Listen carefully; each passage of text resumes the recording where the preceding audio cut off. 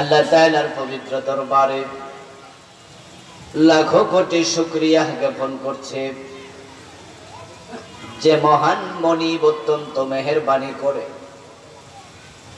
ভর দুপুর বেলায় দুনিয়ার শত ব্যস্ততাকে পাশ কাটিয়ে কোরআনের আহ্বানে, কোরআনের এই ময়দানে প্রচন্ড গরমের মাঝে জমিনে বসে যাওয়ার মতো হিম্মত দিলেন। যে আল্লাহ দয়া করে আমাদেরকে সুস্থ রাখলেন, কোরআনের কথা বলার মতো, শোনার মতো কোরআন মুখী হৃদয় দিলেন, এই সব নিয়ামতের মালিক কে?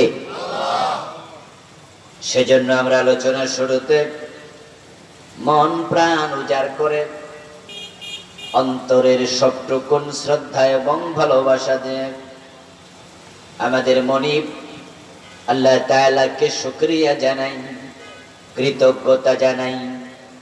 সবাই মিলে জোরে জোরে একবার কালিমাতু শুকর পড়ি, আলহামদুলিল্লাহ। প্রিয় দিনী ভাইরা, আমি আপনাদের সম্মুখে পবিত্র কোরআন মাজিদ থেকে একটি আয়াতে কারিমার আংশিক তেলাওয়াত করেছি। প্রিয় নবীজি সাল্লাল্লাহু আলাইহি ওয়াসাল্লামের মুখনিসৃত পবিত্র হাদিস থেকে সামান্য একটু পড়েছি। আল্লাহ তাআলা তৌফিক দান করলে এখান থেকে কিছু কথা বলবো ইনশাআল্লাহ। আল্লাহ তাআলা বলেন, কিতাবুন আনজালনাহু ইলাইক। হে প্রিয় নবী, কোরআন নামক কিতাব আমি আল্লাহ আপনার কাছে নাজিল করেছি। কোরআন আল্লাহ নাজিল করেছেন, এটা নবী মুহাম্মদ বানান নাই, এটা রাসূলুল্লাহর কথা নয়। কোরআন কার কালাম? আল কুরআনু কালামুল্লাহি গায়রু মাখলুক। আমি আল্লাহ কোরআন নাজিল করেছি, কোরআন আল্লাহর কালাম, আল্লাহর কথা। এজন্যই তো কোরআনের মতো দামি কোনো কালাম আর নাই। আল্লাহ যেমন দামি, আল্লাহর কালামও তেমন। এর সাথে যে নিজেকে জড়ায় সেও হয়ে যায় দামি। قال رسول الله صلى الله عليه وسلم فضل كلام الله على سائر الكلام كفضل الله على خلقه। আল্লাহর হাবিব বলছেন, দুনিয়ার মানুষের কথার উপরে আল্লাহর কালাম কোরআনের কথা ততটাই দামি, ততটাই সম্মানী। তামাম মাখলুকের উপরে আল্লাহ নিজে যত দামি, মাখলুকের উপরে আল্লাহর সম্মান যত, দুনিয়ার সব মানুষের কথার উপরে আল্লাহর কথা, কোরআনের সম্মানও তত। এই সম্মানী কিতাব, এটা আমাদের হেদায়াতের উৎস। এই কিতাব আমাদের জান্নাতে যাওয়ার নিয়ামক। এই কিতাব হবে পাঠকারীর জন্য, আমলকারীর জন্য হাসরের ময়দানে সুপারিশকারী। সুবহানাল্লাহ। এটা হবে জান্নাতে যাওয়ার উসিলা।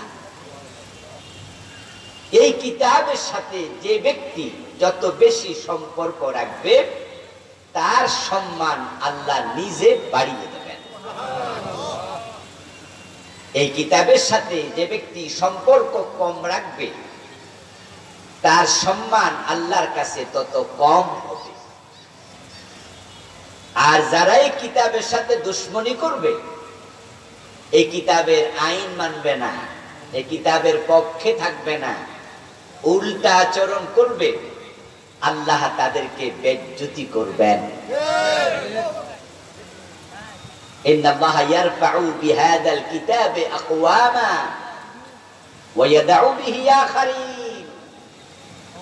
এটা প্রিয় নবীজির হাদিস। রাসূলুল্লাহ বলেন, এই কিতাবের মাধ্যমে আল্লাহ একদল মানুষকে সম্মানিত করবে, আবার এই কিতাবের কারণে একদল মানুষকে আল্লাহ অপমানিত করবে। সাহাবাই কেরাম যে যুগে ছিলেন, ইসলাম যে যুগে এসেছে, ওই যুগের নাম ছিল আইয়ামে অন্ধকার যুগ। ওই যুগে কি সূর্য আলো দিত না? কথা বলেন, আলো দিত তো? অন্ধকার যুগ কেন? আসলে ওই যুগের দোষ নাই। এজন্য প্রিয় নবীজি সাল্লাল্লাহু আলাইহি সাল্লাম বলেন, লা তাসুব্বুদ দাহর ফা ইন্নাল্লাহা হুয়াদ দাহর। আল্লাহর হাবিব বলেন, তোমরা সময়কে গালি দিও না, যোগকে গালি দিও না, কারণ যোগের নিয়ন্ত্রণ করে কে? যোগ কার মুঠোয়? হ্যাঁ, আল্লাহর মুঠোয়, আল্লাহর হাতে নিয়ন্ত্রিত। এজন্য তোমরা যোগকে গালি দিও না। দোষ যোগের নয়, দোষ সময়ের নয়, দোষ হলো ওই যুগের মানুষের। কারণ সেই যুগে যে মানুষগুলো ছিল তারা জাহেল ছিল। এই জন্য যুগের নাম আইয়ামে জাহেলদের যুগ, জাহিলিয়াতের যুগ। কিন্তু কোরআন যখন আসলো, ওই মানুষগুলো যখন কোরআনকে তাদের বুকে লালন করলো, ধারণ করলো, কোরআনের আলোকে জীবন সাজালো, তখন তারা কি খারাপ মানুষ থাকলো না দুনিয়ার সেরা মানুষে পরিবর্তিত হলো? রাসূলুল্লাহ তখন বললেন, খায়রুল কুরুনি কারনি। ও দুনিয়ার মানুষ শোনো, যেই যুগকে তোমরা আইয়ামে জাহিলিয়া বললে, খারাপ যুগ, অজ্ঞতার যুগ, তমসার যুগ, বর্বরতার যুগ বললে, কোরআন এসেছে, কোরআন মানুষ গ্রহণ করেছে, কোরআনের আলোকে জীবন চালাচ্ছে, এখন আর অজ্ঞতার যুগ নাই, তারা আলেম হয়ে গেছে। এই যে কোরআনের বড় বড় হুজুর আলেম আপনারা চিনেন, বাংলাদেশও বড় বড় হুজুররা আছে। পৃথিবীর যত আলেম আছে ছিল, সব আলেমের মাঝে কোরআনের সবচেয়ে বড় আলেম যে, উনার নাম হচ্ছে আব্দুল্লাহ ইবনে আব্বাস রাদিয়াল্লাহু তাআলা আনহুমা, রাসূলুল্লাহ শাস্তো ভাই। ওনাকে বলা হয় রাইসুল মুফাসসিরিন। উনি রাসূলের যুগের লোক, রাসূলের সাহাবী। আজকের পৃথিবীতে গত 1300 বছর, 1350 বছর যত মানুষ, যত আলেম জন্ম নিয়েছে, উনার চেয়ে বড় কোন কোরআনের আলেম আর জন্ম নাই। তাহলে বলুন তো, যেই যুগে আব্দুল্লাহ ইবনে আব্বাস জীবিত ছিলেন, ওমর, আবু বকর, উসমান, আলী, তালহা, জুবাইর, সাদ বিন আবি ওয়াক্কাস, ওই সাহাবীরা জন্ম নিলেন, ওই বড় বড় আলেমরা জন্ম নিলেন, সেটাকে কি আমরা এখন জাহিলিয়াতের যুগ বলা উচিত না আলেমদের যুগ বলা উচিত? অথচ কোরআন আসার আগে যুগটা কি ছিল? জাহিলিয়াতের যুগ। যে কোরআন শিখে না, সে অন্ধকার থেকে মুক্তি পায় না, সে অন্ধকারে থেকে যায়, জাহালাতে থেকে যায়। আমাদের বাংলাদেশে বিজ্ঞ একজন পণ্ডিত মানুষ ছিলেন, তার নাম ডক্টর মোহাম্মদ শহীদুল্লাহ। নাম শুনেছেন? শিক্ষিত ভাইরা সবাই নামটা শোনার কথা। ওনার নামে ঢাকা বিশ্ববিদ্যালয়ে একটা হলও আছে, শহীদুল্লাহ হল। উনি নাকি 18 ভাষায় পণ্ডিত ছিলেন। ভাষা জানা আর ভাষায় পণ্ডিত হওয়া কি এক কথা? যেমন আজকের মাঠে আপনারা যারা আছেন, সবাই বাংলা ভাষা জানেন, জানেন না? কিন্তু সবাই বাংলা ভাষার পণ্ডিত? ভাষা জানা আর ভাষার পণ্ডিত হওয়া এক নয়। ডক্টর মোহাম্মদ শহীদুল্লাহ শুধু ভাষা 18টা জানতেন না। 18 ভাষা কি ছিলেন? পণ্ডিত ছিলেন। ওই ডক্টর মোহাম্মদ শহীদুল্লাহ, উনার মতো পণ্ডিত বাংলা ভাষায় এখন আর জন্ম নেয়নি। উনি বলেছেন, তুমি যদি পৃথিবীর সব এলেম, সব জ্ঞান অর্জন করো, অনেক বড় পণ্ডিত হও, কিন্তু তুমি কোরআনের এলেম যদি অর্জন না করো, তুমি পণ্ডিত নও। আমি তোমার নামের আগে যোগ করব মূর্খ, তুমি হলা মূর্খ পণ্ডিত। আর মূর্খকে আরবিতে বলে জাহেল। কি বলে? আমার বন্ধু মক্কায় একজন লোক ছিল, যার নাম ছিল আমর ইবনে হিশাম। কি নাম? আমর ইবনে হিশাম। সে মক্কার লোকদের নেতা ছিল, বুদ্ধি পাণ্ডিত্যে তৎকালীন যুগে প্রসিদ্ধ ছিল। মক্কার মানুষেরা তাকে নেতা হিসাবে বিনা বাক্যে মেনে নিয়েছে এবং তার পাণ্ডিত্যের কারণে, বুদ্ধির কারণে মক্কার লোকেরা তাকে আমর নামে আর ডাকে না, তার নাম দিয়েছে আবুল হেকাম। কি নাম দিয়েছে? ওয়াজ কিছু বাড়িতে নিয়ে একটু মনোযোগ দিয়ে শুনবেন, আমার সাথেও বলবেন, এতে কিছু কিছু জিনিস ব্রেইনে ঢুকবে। আবার দুদিন পরে, এক সপ্তাহ পরে, 15 দিন পরে আরেক বক্তা যখন বলবে, দেখবেন যে আপনার মনে পড়বে, আরে ঠিক তো, এটা তো আমিও জানি। এভাবে কিছু কিছু এলেম করলে জমা করবেন। মৌমাছি যখন ফুলে বসে তখন কি খালি মুখে চলে যায় নাকি কিছু নিয়ে যায়? হ্যাঁ, সে ফুলের কোন জায়গায় মধু আছে হে জানে, ওখানে ঠিকই তার হুল ঢুকাইয়া, ঠোঁট ঢুকাইয়া সে সামান্য হলে নিতে চেষ্টা করে। এভাবে নিয়ে নিয়ে সে মৌচাকে জমা করে 1 মাসের ব্যবধানে 2 কেজি, 2.5 কেজি, 3 কেজি, 5 কেজি মধুও জমা হয়, এমন মৌচাক আছে। কিন্তু যে মৌমাছি জমা করছিল, আচ্ছা কোন মৌমাছি কি একসাথে 100টা জমা করতে পারছে? জমা করছে সামান্য সামান্য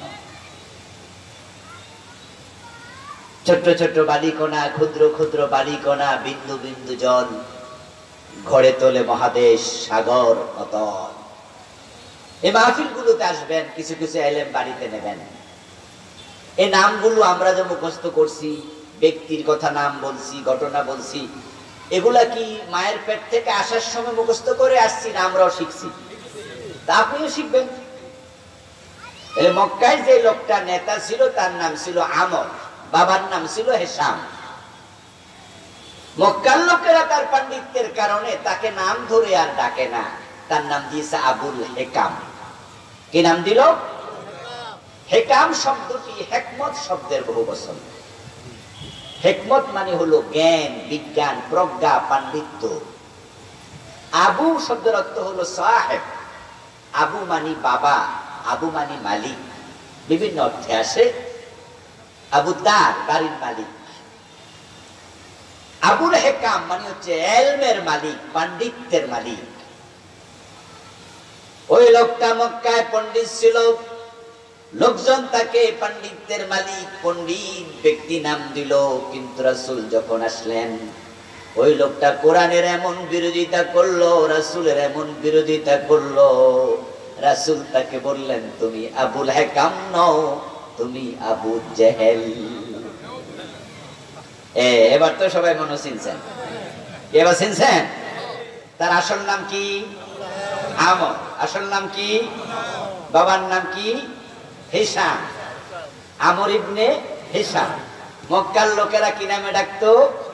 আবুল হেকাম। কিন্তু যখন সে ইসলাম বুঝলো না, কোরআন বুঝলো না, আল্লাহ তাকে বেজ্জতি করে দিছে, তার নাম এখন আবু জেহেল। কোরআনের কারণে আবু জেহেল লাঞ্ছিত হলো, কোরআনের কারণে বেলাল সম্মানিত হলো। বেলাল কি কোরআনের বিরোধিতা করেছে না কোরআন গ্রহণ করেছে? বেলালের বংশ পরিচয় কি? সে কি রাজবংশের ছেলে ছিলেন? তিনি কি সমাজের ভিভিআইপি ছিলেন? বরং বেলালের বাবা ছিল দাস, গোলাম। উনি গোলামের ছেলে, গোলাম, জন্মসূত্রে গোলাম। আমার বন্ধু মাইয়া ইবনে খালফের গোলাম ছিলেন হযরত বেলাল। দেখতে সুন্দর মানুষ নন, দেখতে ছিলেন কুৎসিত কালো। ইথিওপিয়ার মানুষ, নাক ছিল চ্যাপ্টা, চেহারা ছিল ফাটা ফাটা। হযরত বেলাল ছিলেন কিছুটা খবখর বাকৃতির পেটে এবং চরম নিকষ কালো মানুষ, দাস, যাদেরকে সমাজে মানুষের সম্মানটুকু দেয়া হতো না। দাসকে তারা মানুষই মনে করতো না। সমাজের মানুষ 3 ভাগে বিভক্ত: উচ্চবিত্ত, নিম্নবিত্ত। আরেক দল উচ্চ না নিম্ন না, ওদেরকে বলে মধ্যবিত্ত।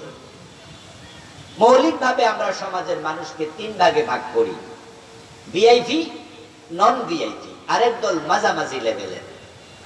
কিন্তু যারা দাস তারা 3 শ্রেণীর কোন শ্রেণীর অন্তর্ভুক্ত ছিল না, ওদেরকে মানুষই বলতো না। কিন্তু কোরআন যখন আসলো, হযরত বেলাল ঈমান নিলেন, ইসলাম নিলেন, কোরআন নিজের বুকে ধারণ করলেন, এমন ভাবে নিলেন গলার রশি লাগায়া টানে ঈমানের পথ থেকে, কোরআনের পথ থেকে বেলাল চুল পরিমাণ সরতে রাজি হন নাই। ইন্নাল্লাহ ইয়ারফাউ বিহাদাল কিতাবি আকওয়ামা, প্রিয় নবীজি বললেন যে কিতাবের মাধ্যমে আল্লাহ একদল লোকের সম্মান বাড়ায় দেয়। সুবহানাল্লাহ। বেলাল যখন কোরআন ধরলো, কোরআন নিল, এমন সম্মান বাড়লো। আপনারা যারা এখানে আছেন, বেলালের প্রতি আমাদেরও সম্মান আছে না নাই? আবু জেহেলের প্রতি আছে তো? মক্কার নেতা কি বেলাল ছিল না আবু জেহেল ছিল? সেই আবু জেহেল আজকে লাঞ্ছিত। তার নামটা শুনলে আমাদের বিরক্ত হয়, ঘৃণা হয়। তার লাশ যদি আমরা মাঠে পাইতাম, আমরা স্যান্ডেল দিয়ে পিটাইতাম, ঠিক না? আর যে বেলাল ছিল সমাজের একবারে 4 নাম্বার কাতারে, মানুষই না, সে বেলালকে যদি আমরা পেতাম, আমরা চুমু দিতাম, কাঁধে তুলে নাচতাম, গায়ের জামা খুলে বেলালের পায়ের ধুলাবালি মুছে দিতাম। বেলালের সম্মান বাড়লো আল্লাহর কোরআন গ্রহণ করার কারণে, আবু জেহেলের সম্মান কমলো কোরআনের বিরোধিতা করার কারণে। বেলালের উপরে আল্লাহ এত খুশি, বেলাল দুনিয়ায় থাকতে আল্লাহ বেলালরে জান্নাত দিয়া দিছে। প্রিয় নবীজি সাল্লাল্লাহু আলাইহি ওয়াসাল্লাম মেরাজ থেকে ফিরে এসে বলেন, বেলাল, আমি মেরাজের রাতে জান্নাতে ঢুকেছি, আমার আগে আগে তোমার পায়ের শব্দ শুনেছি।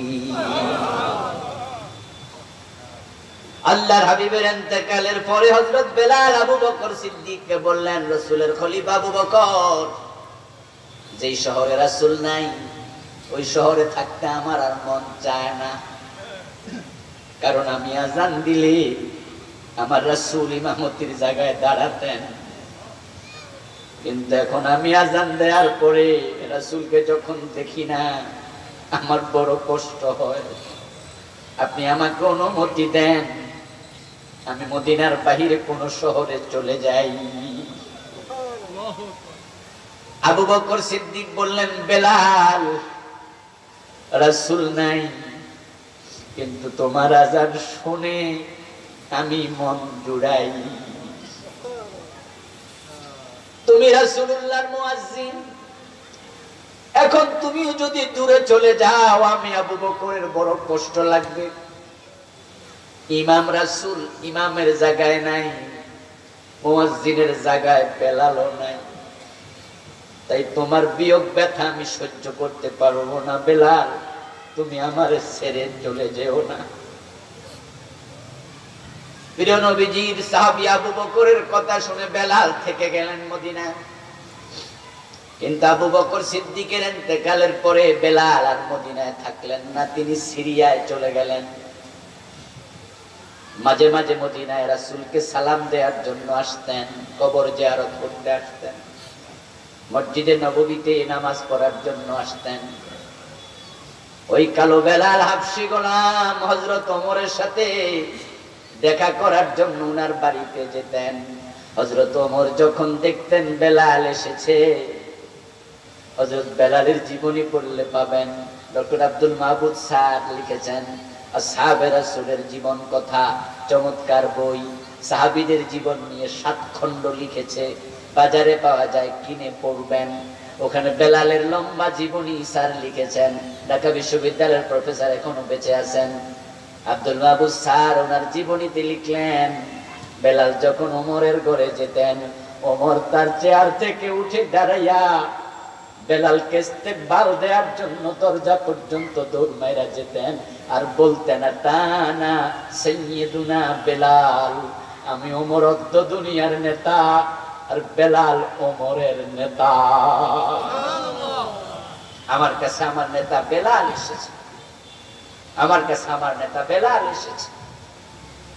বেলালের এই সম্মান বেড়ে গেল শুধু আল্লাহর কোরআনের কারণে। আবু জেহেলের সম্মান কমে গেল আল্লাহর কোরআনের কারণে। এতে প্রমাণিত হয় কোরআন ধরলে সম্মান বাড়াবেন কে? আল্লাহ। কোরআন ছাড়লে অপমান করবেন কে? আল্লাহ। এখন আপনি কোন দলে যেতে চান? আল্লাহর দলে। আল্লাহ বলেন ইয়ারফাইল্লাহুল্লাযীনা আমানু মিনকুম ওয়াল্লাযীনা উতুল ইলমা দারাজাত। আল্লাহ কোরআন মাজিদে বলেন যারা ঈমান পেয়েছে, ঈমান আনার পরে কোরআনের ইলম শিখেছে, ইয়ারফাইল্লাহু দারাজাত, যারা কোরআন শিখবে আল্লাহ নিজে বলেন তাদের সম্মান আমি আল্লাহ নিজ দায়িত্বে বাড়াইয়া দেব।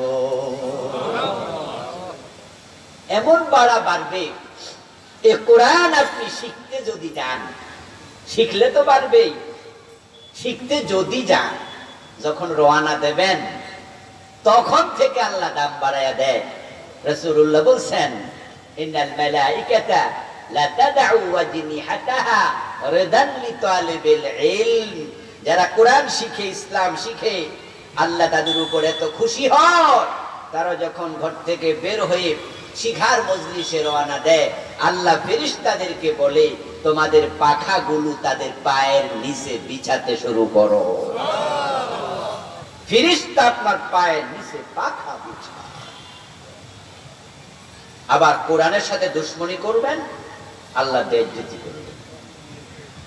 আপনাদের এই বেলাবতে 10-12 বছর ধরে আসতে পারি না মাহফিল করতে, এখন আসতে পারছি কারণ যারা কোরআন বিরোধী আল্লাহ ওদেরকে দেশ ছাড়া করে দিয়েছে, ওদেরকে আল্লাহ বেইজ্জতি করছে। ওরা এখন দেশে পরিচয় দেওয়ার মতো সাহস নাই, ঠিক কিনা? এই যে এতক্ষণ পর্যন্ত প্রায় 25 মিনিটের উপরে কথা বললাম, আমার বাপ দাদার কথা বলেছি না আল্লাহর কোরআনের কথা বলেছি?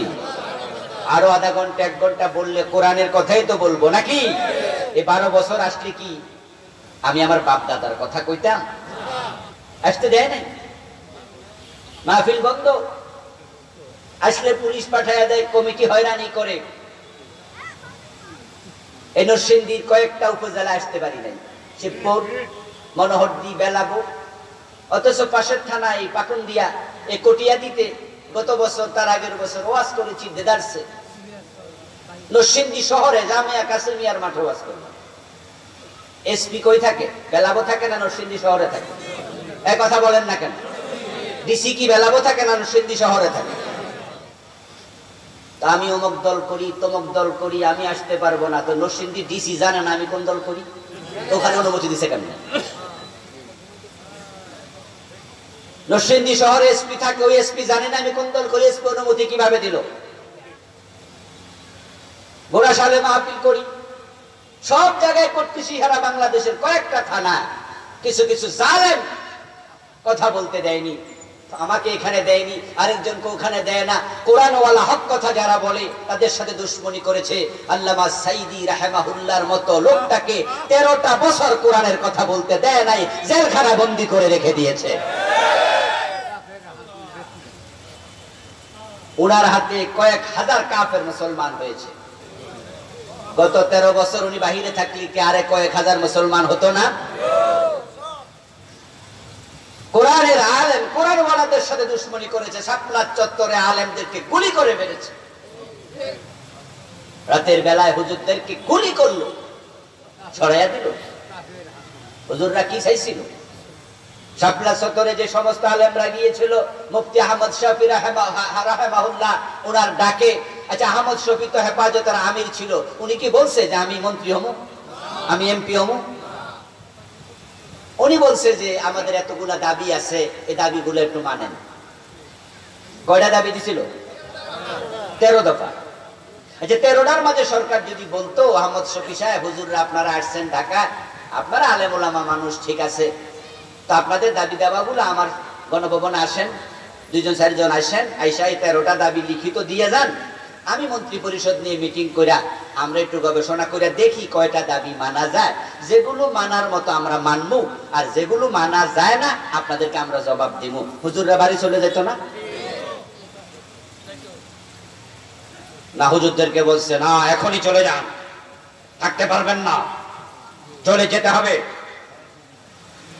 হুজুররা যায় না, হুজুররা বলছে না আমরা কেন যাব, এটা আমাদের দেশ, আমরা দাবি দাবা রাখতে পারি না। আপনি আমাদের প্রধানমন্ত্রী, আপনার কাছে তো দাবি আমরা দেব, আমাদের কথা শোনেন। সংবিধান থেকে আল্লাহর উপর আস্থা এবং বিশ্বাস আপনি কেন তুলে দিয়েছেন? এটা লাগান আবার, এটা মুসলমানের দেশ, আল্লাহর উপর আস্থা না থাকলে ঈমান থাকে? এটা করেন, তুলছেন কেন? ইত্যাদি ইত্যাদি ইত্যাদি। হুজুররা বলছে আমরা যাবো না, এটা আমাদের দেশ, যাবো কেন? ওনারা কই যাবেন না, রাইতেও টের পাবেন। আর রাত যখন গভীর হয়েছে তখন চারদিক থেকে বাতি অন্ধকার করে গুলি দিয়ে আলেম ওলামাকে সেখান থেকে সরাইয়া দিছো। কতজন মরছে হিসাব আমরা আজ পর্যন্ত জানি না, কতজন গুলি খেয়েছে, পরে পালাইয়া গেছে। গর্ব করে বলে হুজুররা দৌড়াই দিছি, হুজুরদেরকে ঠেকাই দিছি, এই করছি ওই করছি। কোরআনের বিরুদ্ধে অবস্থান নেয়ার কারণে এই 52 বছরের মাথায় তোমরা এই দেশটা স্বাধীন করেছিলে, তোমাদের নেতৃত্বে দেশে একাধিকবার সরকার গঠন হয়েছে, কিন্তু আল্লাহ এতটা নারাজ হলো এই কোরআনের বিরোধিতার কারণে, এমন বেজ্জতি আল্লাহ করেছে, নিজে রান্না করা ভাত খেয়ে যাওয়ার টাইম আল্লাহ তোমাকে দেয় না।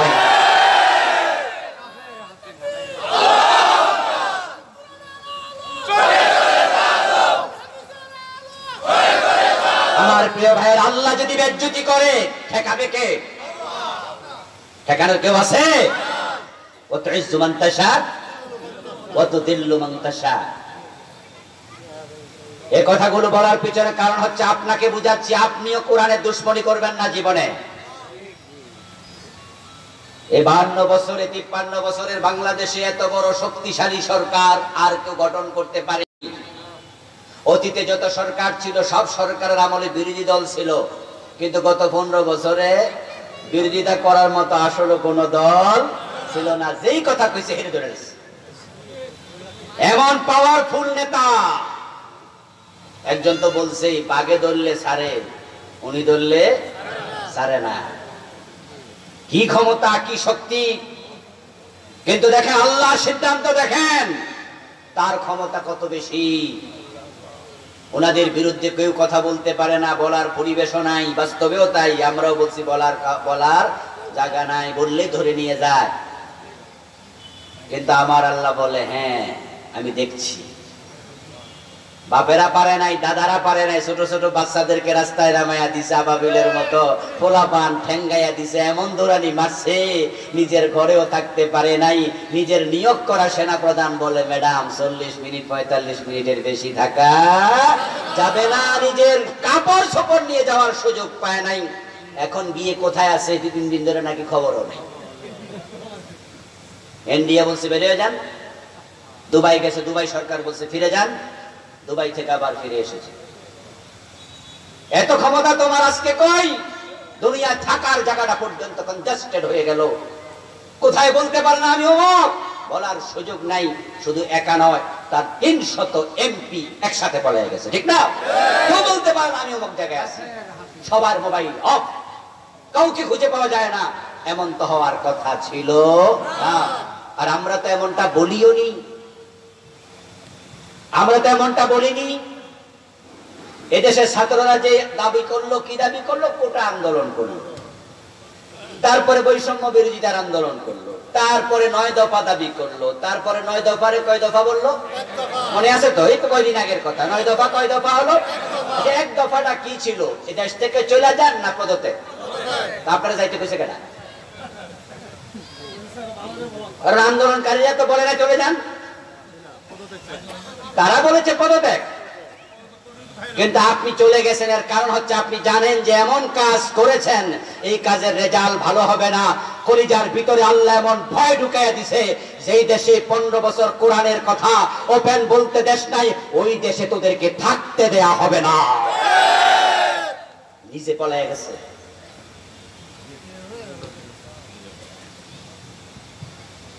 আমার প্রিয় ভাইয়েরা, কোরআনের মাধ্যমে সম্মানিত হয়, কোরআনের কারণে অপমানিত হয়। যারা অপমানিত হয় তারা হোক আবু জেহেলকে নিয়ে আমরা মাঝে মাঝে কথা বলি। কিন্তু আজ পর্যন্ত কোন মাহফিল আবু জাহেলের জীবনী নিয়ে 15 মিনিট টানা কথা কইছে এমন কোন হুজুর পাইছেন? কারণ যারা অপমানিত হয় তাদেরকে নিয়ে আমরা 2-3 মিনিট কই, আসছে বেশি কই না। কারণ দুর্গন্ধওয়ালা জিনিস নাকের কাছে বেশিক্ষণ ধরে রাখা যায় না।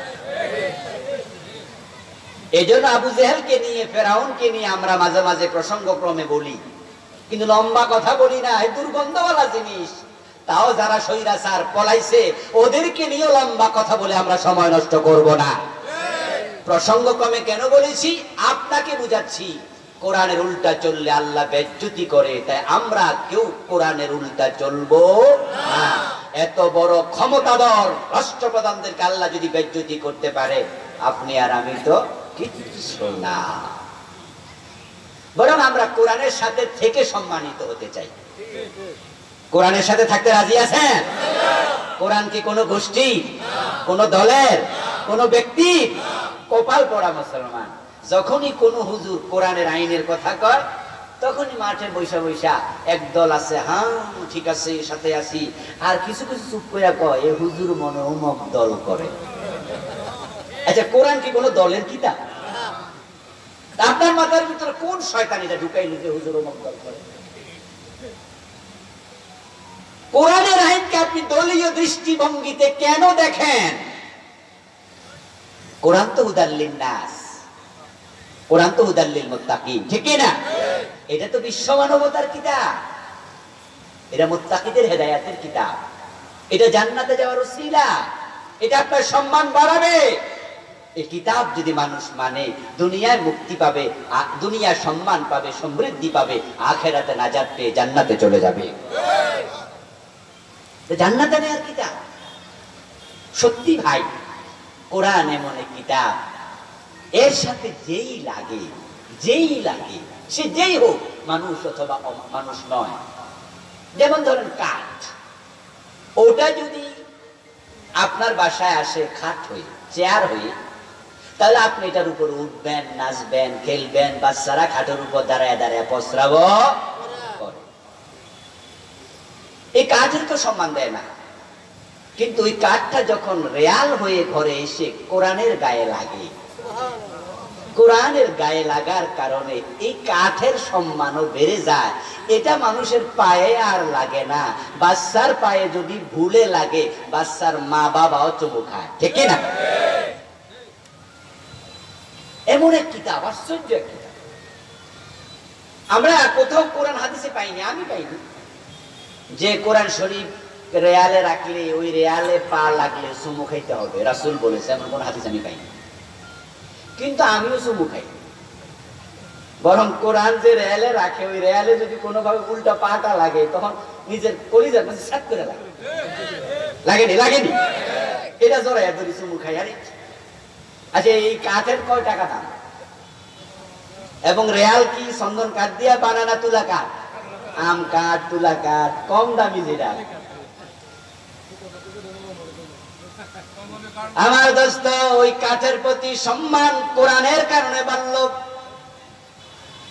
আমার গায়ের জামা কাপড় যদি সেটা 500 টাকা গজ হয়, আর এটা আমি জামা বানাই, একটা জামা 3,500-4,000 টাকা খরচ হলো। একটু যখন ছিঁড়ে যাবে, তখন আমার ঘরের লোকেরা সেরা জামা দিয়া ঘর পর্যন্ত মুজবুনি এটা দিয়া পরে ঘর মুছবে। বাচ্চারা প্রস্রাব করলে প্রস্রাবের মাঝে দিয়া দেয় পানিটা টাইনা লাখ, আবার এটা দিয়া প্রস্রাব বসবে। কিন্তু 100 টাকা গিলাপ, কোরআনের কাপ গায়ে যখন গিলাপ লেগে যায়, ওই গিলাপ আর কোনোদিন ময়লায় কেউ ফেলে না, পায়ে লাগে না, ভুলেও যদি লাগে কলিজার মাঝে ধাক্কা মারে, চুমু খায়, ভালোবাসে। এটা কাপড়ের কারণে না কোরআনের টাচের কারণে? এই রাতে কোরআন নাজিল হলো, এই রাতের দাম 1000 মাসের চেয়ে বেশি হয়ে লাইলাতুল কদরি খায়রুম মিন আলফি শাহর। কোরআনের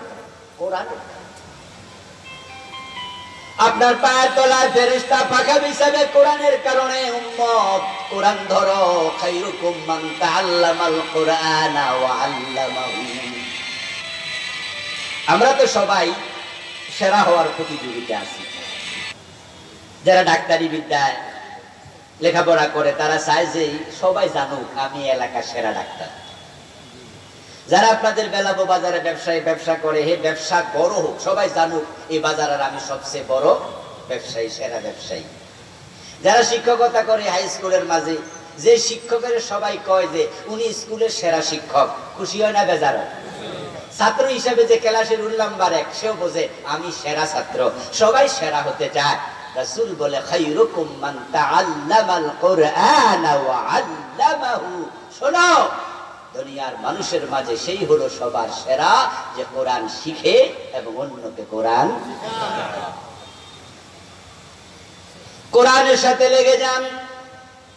কোরআন এমন এক কিতাব, আল্লাহ রাসূলুল্লাহর কাছে এটা নাজিল করে এবার কি বলছেন, কিতাবুন আনজালনাহু ইলাইকা, ও নবী এই কিতাব আমি আপনার উপর নাজিল করেছি। কেন, কোন কারণে? সুমু খাইয়া গিলাপে বাইন্দা তাকে রাখার জন্য না, জিনে ধরলে ফু দিয়া জিন তাড়ানোর জন্য না, কোরআনের আয়াত লিখে গলায় ঝুলাইয়া রোগ সারানোর জন্য না, সকাল বিকাল তেলাওয়াত করে এত এত সওয়াব কামানোর জন্য না। তো কেন নাজিল করেছি? সওয়াব হবে এটা ভিন্ন জিনিস, ফু দেয়া যাবে এটা ভিন্ন জিনিস, কিন্তু আমি এগুলার জন্য কোরআন নাজিল করি নাই। মাঝে মাঝে দেখবেন বিভিন্ন অফিসে এরকম কলম খুইলা কলমের মাথা দিয়া কান চুলকায়, দেখছেন এরকম? আচ্ছা দেখছেন, এখন তো দেখছেন আমি চুলকাইছি। কলমের মুখ দিয়া কোনা দিয়া কান চুলকায়, এরকম মাঝে মাঝে আমরা দেখি, যদি এটা ঠিক না কিন্তু চুলকায়।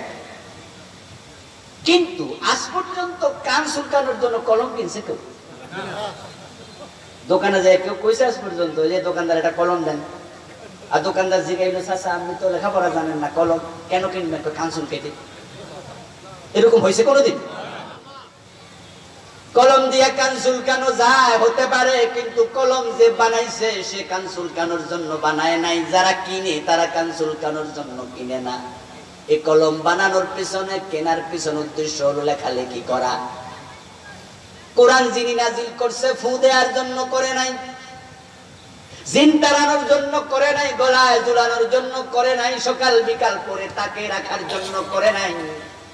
তিনি কেন নাজিল করছেন এবার তিনি বলতেছেন, লিতুখরিজান নাস মিনাল যুলুমাতি ইলান নূর।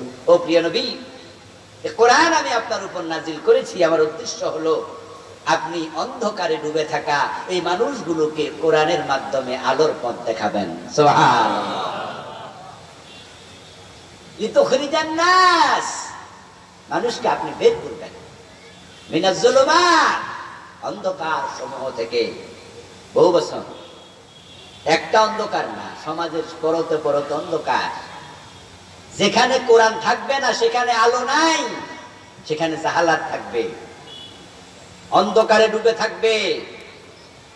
আমাদের মন্ত্রণালয়গুলোতে কোরআন নাই, তাই মন্ত্রণালয়ের অফিস গুলো ঘোষের অন্ধকারে ডুবে আছে।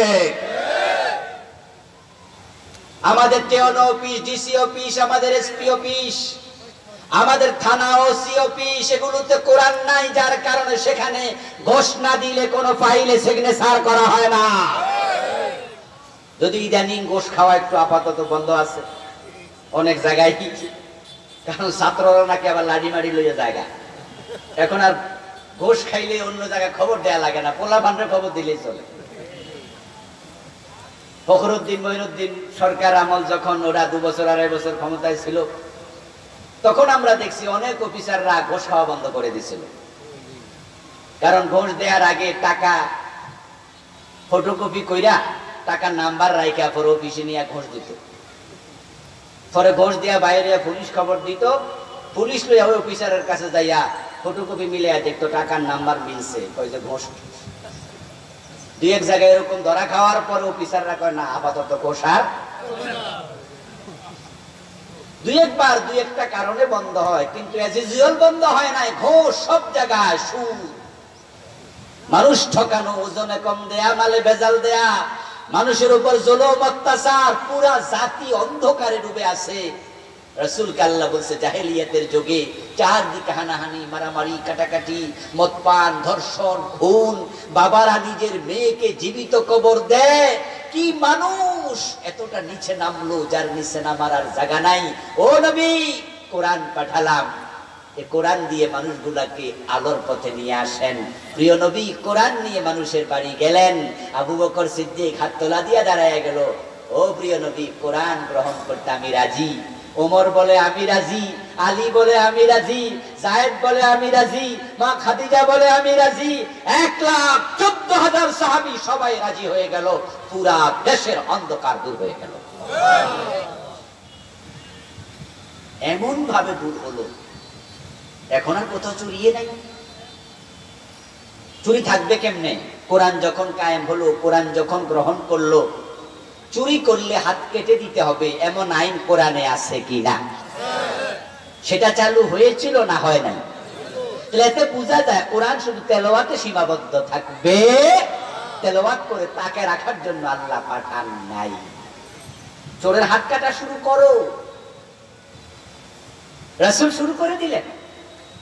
মহিলা চোর ধরা পড়েছে, প্রিয় নবীজির কাছে সুপারিশ আসলো, হাত না কেটে অন্য শাস্তি দেয়া যায় কিনা।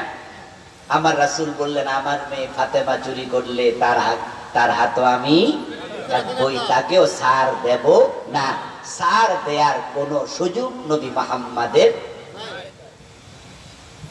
প্রিয় নবীজির কথার নাম হাদিস। আল্লাহ তাআলা কোরআন মাজিদে বলেন মান ইউতিউর রাসূলা ফাকাদ আতা আল্লাহ। তোমরা শুধু কোরআন মানবে তা নয়, হাদিসও মানো। আমার নবীকে যে মানবে সে স্বয়ং আল্লাহকে মানলো।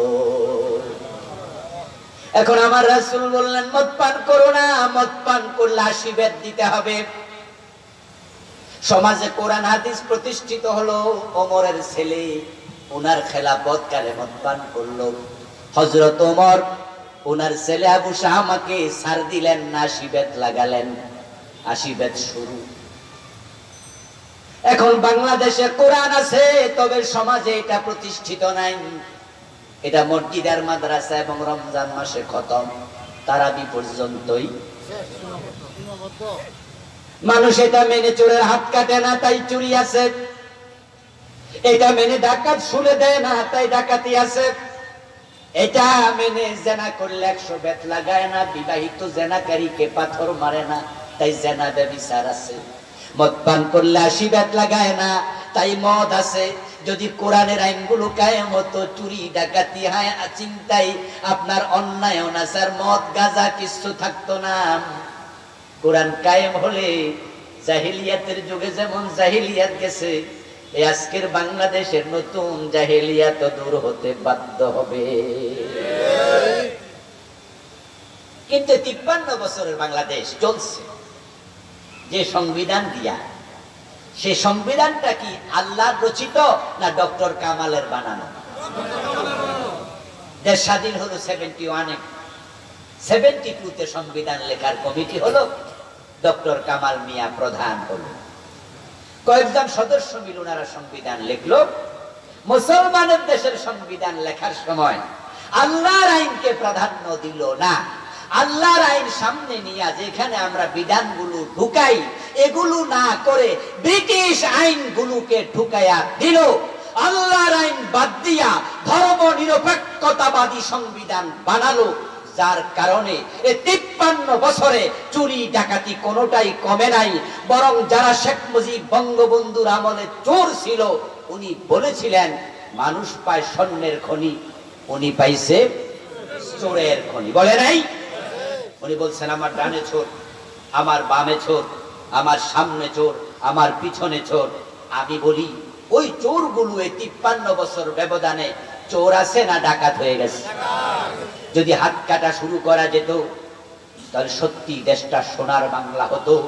শুধু বাংলাদেশের টাকা যারা চুরি করে বিদেশে পাচার করছে, ওই পাচারকারীদের হাত যদি কেটে দিয়ে টাকাগুলো ফিরিয়ে আনা যায়, এখনো বাংলাদেশ সমৃদ্ধ দেশে পরিণত হবে।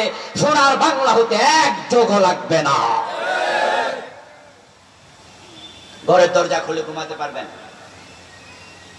জেনা ব্যভিচার থাকবে না, মদ পান থাকবে না, শান্তির পলগুধারা সমাজের পরতে পরতে প্রবাহিত হবে। করেননি তো? মনে মনে কি ভাবছেন? করি নাই। প্রশ্ন হলো যে করেন নাই, এজন্য কি আখেরাতে কোনো জবাব দিতে হবে না? দুনিয়া যেমনে আছে সময় কেটে যাবে।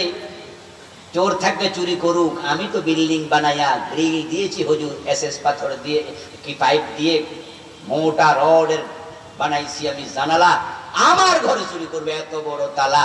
হ্যাঁ, আপনি চোর ধরে হাত কাটার আইন করেননি, দেশে চোর ছিল, আপনার বাড়ি চুরিও হয়নি, দুনিয়ায় কোন রকম চলে গেলেন, কিন্তু আখেরাতে আল্লাহ জিজ্ঞাসা করবে চোর ধরার হাত কাটার বিধান আমি নাজিল করেছি, কোরআন তুই কায়েম করেছিস কিনা জবাব দে, তখন কি হবে?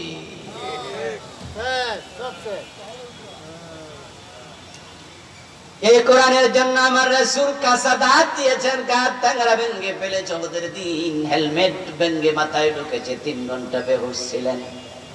এই কোরআনের দাওয়াত নিয়ে তায়েফে রাসূল গেলেন, এমন পাথর মেরেছে গায়ে একটা পশমের জায়গা ছিল না যেখানে রক্ত লাগে নাই। এই কোরআন প্রচারের কারণে তো শিবে আবি তালেবে 3 বছর জেলখানায় বন্দী করে রাসূলকে রেখেছে। আমার রাসূল কিয়ামতের দিন তার কিছু উম্মতের বিরুদ্ধে আল্লাহর কাছে মামলা দেবেন।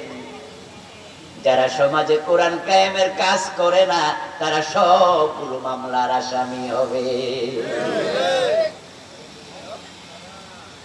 আপনারা তো বরং রাসূলের সুপারিশ পাইয়া জান্নাতে চলে যাবেন, তাই জান্নাতের কাঁঠাল খাওয়ার জন্য মুছে তেল দিচ্ছেন, কষ যেন না লাগে। রাসূল সুপারিশ করবে, আমি উম্মত, আমার দাড়ি টুপি আছে, আমি নামাজ পড়ি, দুরূদ শরীফ পড়ি, আমাকে সুপারিশ না করলে কাকে করবে? সুপারিশের হাদিস শুনেছেন, কিন্তু রাসূল যে মামলা দেবে সেই ওয়াজ কি শোনা লাগবে না? وقال الرسول يا رب إن قوم اتخذوا هذا القرآن مهجورا।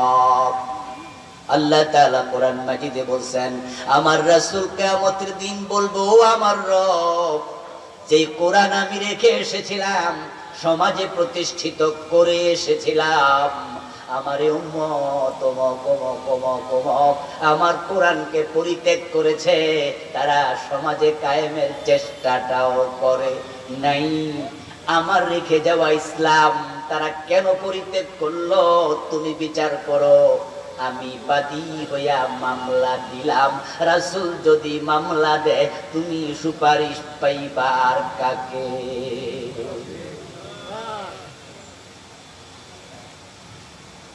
গত 15 বছর 15.5 বছর এই দেশে আলেম ওলামারা কোরআনের কথা বলতে গিয়ে কুণ্ঠিত ছিল।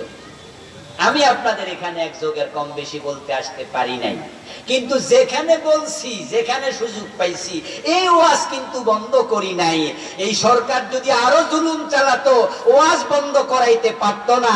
দেশে ইসলামের অবস্থা আরো খারাপ যদি হতো তাও বন্ধ করতাম না। যদি ধরে জেলে দিত তাও থামাইতে পারতো না।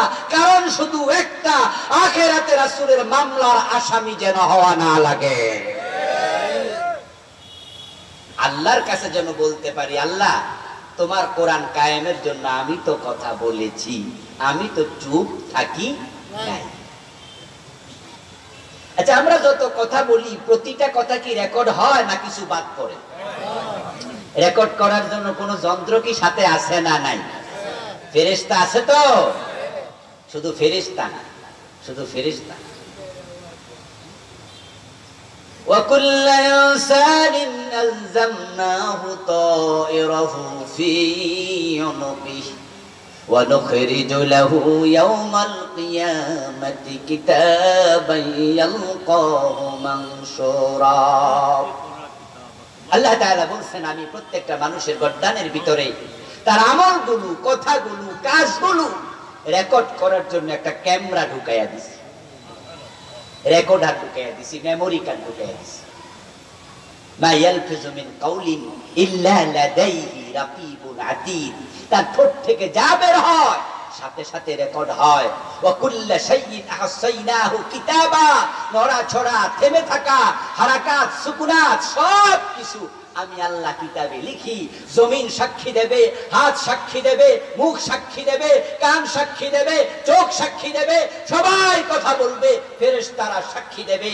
আপনি আমি যদি কোরআনের পক্ষে থাকি রেকর্ড হবে, আশা করা যায় আখিরাতে রাসূলের মামলার আসামি হওয়া লাগবে। আর এভাবে যদি আমরা সবাই কোরআনের পক্ষে কথা বলা শুরু করি, ইনশাআল্লাহ কোরআন কায়েম হবে, কোন জালেম বিপ্লব ঠেকাতে পারবে না। এবার সুযোগ এসেছে, এই কোরআন এবার বাংলাদেশে প্রতিষ্ঠিত করার সুযোগ এসেছে।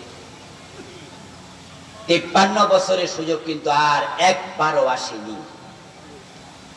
ডক্টর কামাল মিয়ারা যখন সংবিধান লিখে দিল, তখন থেকেই আমাদের দেশের সব সরকার যারাই ক্ষমতায় আসছে, তারা সংবিধানের আলোকে শপথ নিয়ে বলেছে, এই পবিত্র সংবিধানকে আমরা অক্ষুণ্ণ করার দায়িত্ব রাখলাম।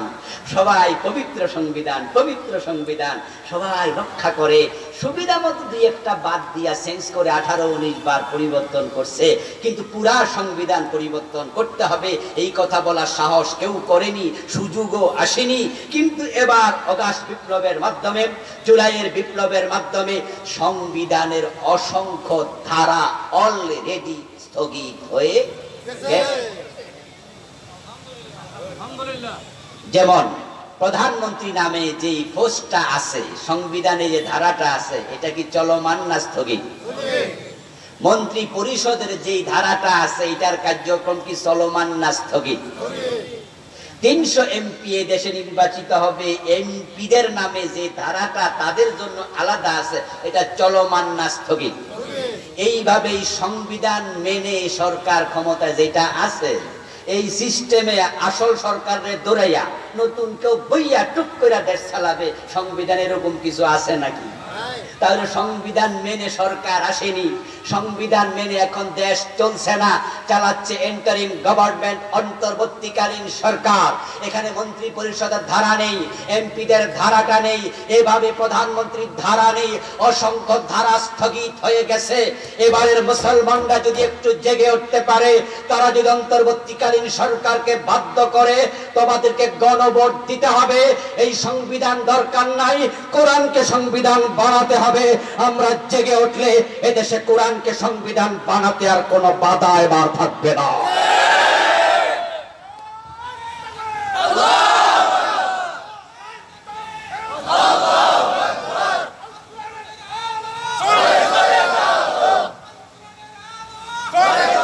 আমার প্রিয় ভাইয়েরা, কোরআনের পক্ষে আসা দরকার আছে না নাই?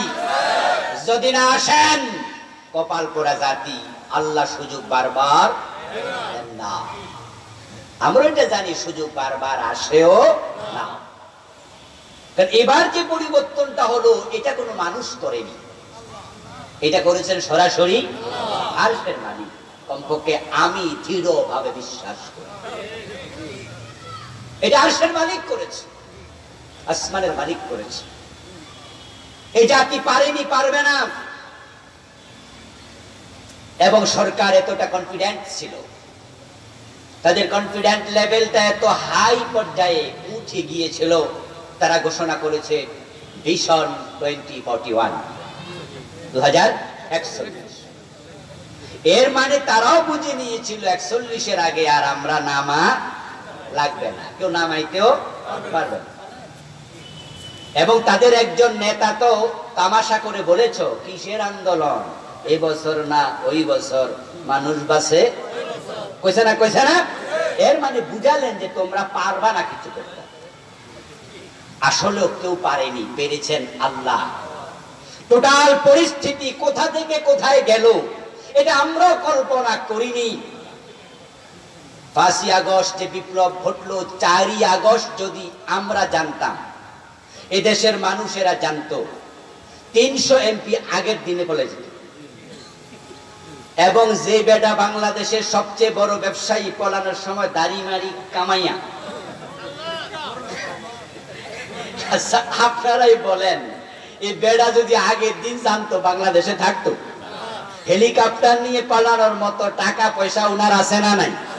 না আসমান উঠে যায়, প্রয়োজন রকেট লয়ে দৌড়। আসলে 5ই আগস্ট এটা ঘটবে, এটা দুনিয়ার কোনো মানুষ আন্দাজও করতে পারে নাই, আন্দাজও করতে পারে।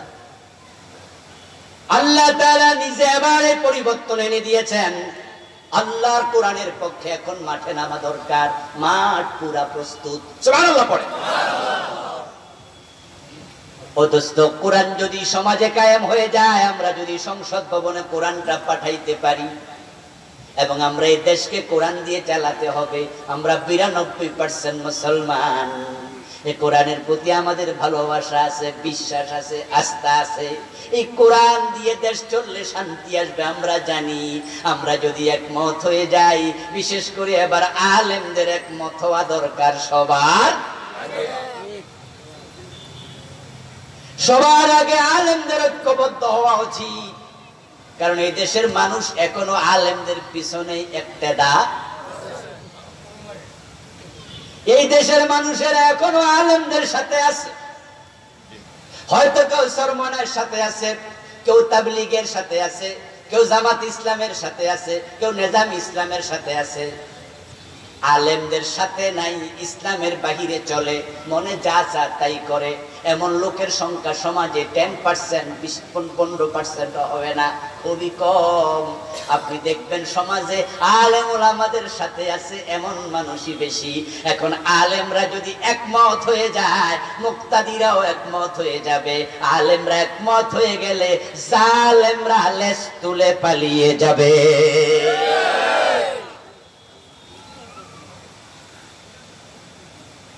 এই কোরআন সমাজে প্রতিষ্ঠিত হোক, এটা কলিজা থেকে আমাদের চাওয়া উচিত।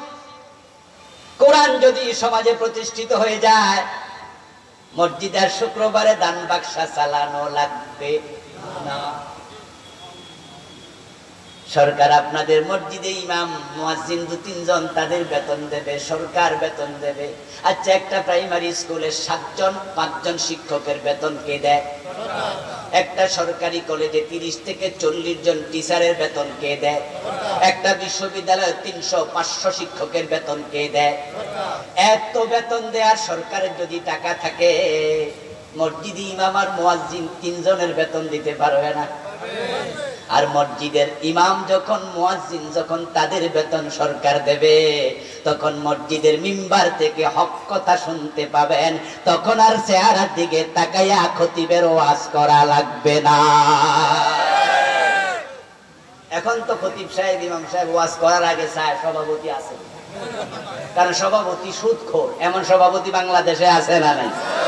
ওই মসজিদে সুদের বিরুদ্ধে ওয়াজ করলে ইমামতি বেশি দিন। সেক্রেটারি ঘোষ খায়, ঘোষখোর সেক্রেটারি, সিনেমা হলের মালিক, এমন সেক্রেটারি কোষাধ্যক্ষ দেশে আছে। ওদের বাড়িতে দাওয়াত খাওয়া লাগে, শুধু দাওয়াতই খাওয়া লাগে না, এই ঘোষখোর সভাপতি এর মা মারা গেছে, হুজুর রে নিয়ে কয় হুজুর দোয়াটা একটু শক্ত করে করেন। আর হুজুরও বুঝে শক্ত করে দোয়া না করলে মুসিবত, তাই হেরে জান্নাতুল ফেরদাউসের মাঝখানে রাইখা আইও না, হুজুরে নিয়ে টেল্লা দিয়ে হক কথা বলার পরিবেশ পায় না। এই মসজিদ গুলো তখন আমাদের এইভাবে ভিক্ষার টাকায় চলা লাগবে না, আলেম ওলামাদের সম্মান বাড়বে।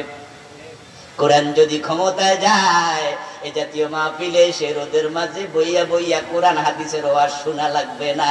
প্রাইমারি স্কুলে কোরআন ঢুকবে, হাই স্কুলে কোরআন হাদিস ঢুকবে, ক্লাস 1 থেকে ইন্টারমিডিয়েট পর্যন্ত 100 নম্বর কোরআন 100 নম্বর হাদিস দড়ি ঢুকায়া দেয়, তাহলে ঘরে ঘরে কোরআনের আলেম তৈরি হবে। আপনারা সবাই হতেন আলেম।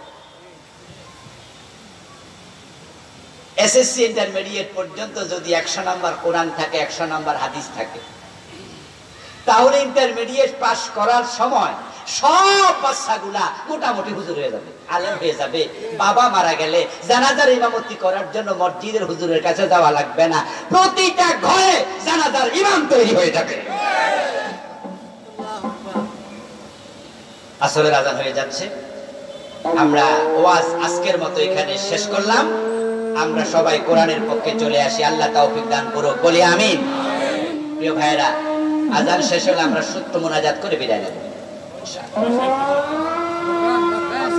একটু বসেন, একসাথে যাই।